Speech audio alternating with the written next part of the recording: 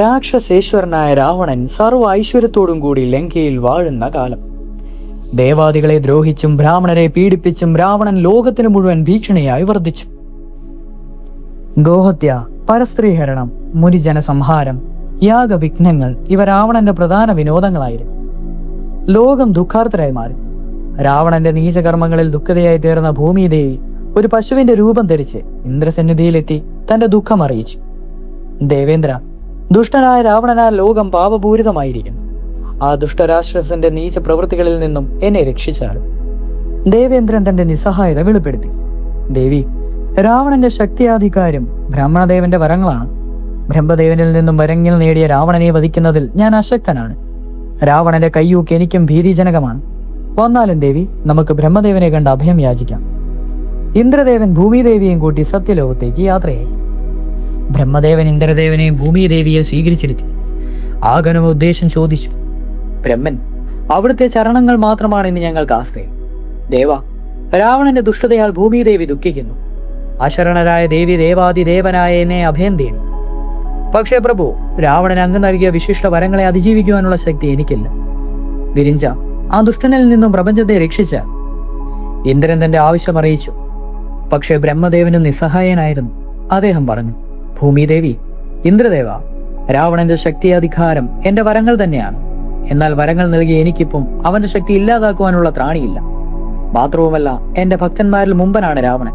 കൈകുപ്പുന്നവനെ നശിപ്പിക്കുവാൻ എനിക്ക് സാധിക്കുകയുമില്ല. ഇന്ദ്രനും ഭൂമിദേവിയും നിരാശരായി. ഇത് മനസ്സിലാക്കിയ ബ്രഹ്മദേവൻ അവരെ ഉപദേശിച്ചു. നിങ്ങൾ ഇത്രയധികം നിരാശരാകേണ്ടതില്ല. സംഹാരമൂർത്തിയായ ഭഗവാൻ പരമേശ്വരനാൽ അസാധ്യമായത് എന്താണോ അദ്ദേഹത്തെ അഭയം തേടുക. അങ്ങനെ ബ്രഹ്മാദികൾ കൈലാസത്തിലെത്തി. ഗൗരി സമേതം കൈലാസത്തിൽ വിളങ്ങുന്ന രുദ്രനെ അവർ കൈകൂപ്പി. ബ്രഹ്മദേവ, അപ്രതീക്ഷിതമാണല്ലോ ഈ സന്ദർശനം. എന്താണ് വിശേഷിച്ച്? പരമശിവൻ അന്വേഷിച്ചു. ശങ്കര, അങ്ങ് സർവവും അറിയുന്നവനാണ്. പിന്നെ ഈ ചോദ്യത്തിന്റെ പ്രസക്തി എന്താണ്? ഇങ്ങനെ ബ്രഹ്മൻ ചോദിച്ചപ്പോൾ ശങ്കരന്റെ മുഖത്തൊരു പുഞ്ചിരി വിടർന്നു. എങ്കിലും പ്രഭു, ഞാൻ അറിയിക്കാം. രാവണന്റെ ദുഷ്ടതകളാൽ ഏവരും സഹികെട്ടിരിക്കുന്നു.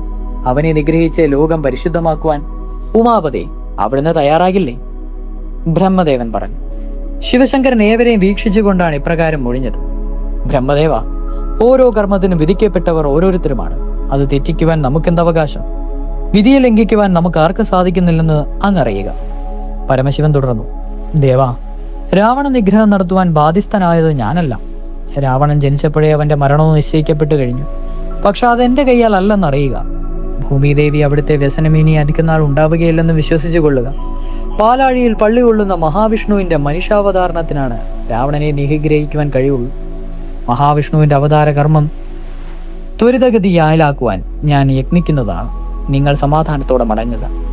അങ്ങനെ ബ്രഹ്മാദികളെ സമാധാനിപ്പിച്ച് അയച്ച ശേഷം പരമശിവൻ മഹാവിഷ്ണുവിൻ്റെ കൽപ്പിച്ചു. മഹാവിഷ്ണു, അങ്ങ് മനുഷ്യനായി ജന്മം കൊണ്ട് രാവണ നിഗ്രഹം നടത്തുവാനുള്ള സമയമെടുത്തിരിക്കുന്നു. അവതാര കർമ്മങ്ങൾ ആരംഭിക്കുക. പരമേശ്വര, അവിടുത്തെ ആജ്ഞ ഞാൻ ശിരസാ വഹിക്കുന്നു. പക്ഷേ ഭൂമിയിൽ ഞാൻ എവിടെ എപ്രകാരം ജന്മം കൊള്ളണമെന്ന് ദയവായി അങ്ങ് അറിയിച്ചാലും. മഹാവിഷ്ണു ആവശ്യപ്പെട്ടു. മഹേശ്വരൻ ഇപ്രകാരം അരുളി ചെയ്തു. മഹാവിഷ്ണു, അയോധ്യയിൽ സൂര്യവംശജാതനായ ദശരഥൻ എന്നൊരു രാജാവുണ്ട്. അദ്ദേഹത്തിന്റെ സീമന്തപുത്രനായി അങ്ങ് ജനിക്കുക. ആ ജന്മത്തിൽ ഭഗവാൻ ശ്രീരാമൻ എന്നറിയപ്പെടും. രാവണ നിഗ്രഹത്തിനായി ലക്ഷ്മി ദേവിയും സർവ്വദേവകളും അവിടെ നിന്ന് തുണയായി ആ ജന്മത്തിലും വർത്തിക്കുന്നതായിരിക്കും. ലക്ഷ്മീപദേ, മനുഷ്യജന്മത്തിന്റെ എല്ലാ സുഖദുഃഖങ്ങളും അനുഭവിക്കുവാൻ ശ്രീരാമ ജന്മത്തിൽ അങ്ങ് ബാധ്യസ്ഥനായിരിക്കും. ഉടനടി ശ്രീരാമാവതാരം കൈക്കൊള്ളുക. മഹേശ്വരന്റെ ഈ ആജ്ഞ അനുസരിച്ചാണ് മഹാവിഷ്ണു ശ്രീരാമനായി അവതരിച്ചത്.